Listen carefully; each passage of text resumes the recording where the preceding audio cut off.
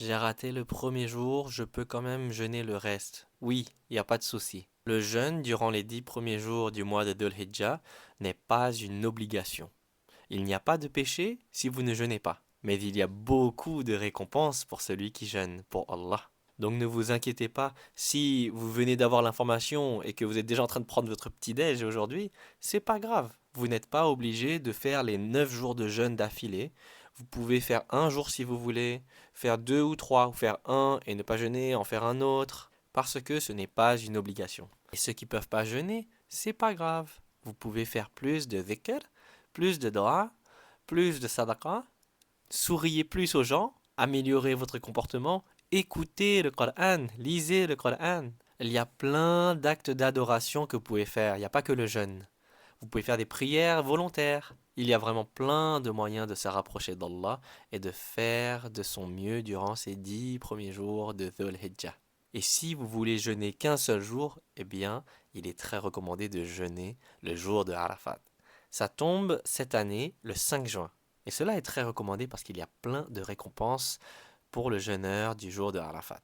Le prophète Mohammed sallallahu alayhi wa sallam a dit que celui qui jeûne le jour de Arafat, Allah expie les péchés de l'année écoulée et de l'année à venir. Donc un seul jour de jeûne est tant de miséricorde. Subhanallah, Allahu Akbar. Et encore une fois, ce n'est pas une obligation, mais ce serait dommage de passer à côté de cette récompense. Et ça veut dire quoi que les péchés de l'année à venir sont expiés? Eh bien, c'est que Allah va vous éloigner des péchés qui sont normalement déjà écrits dans votre futur, eh bien, il va les effacer.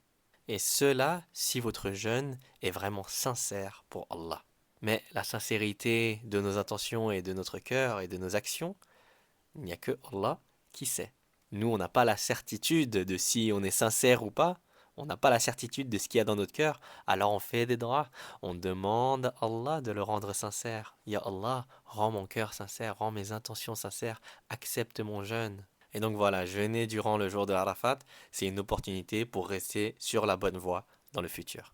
Et peut-être que c'est ce seul jour de jeûne que tu vas faire durant Arafat qui va te sauver du feu de l'enfer.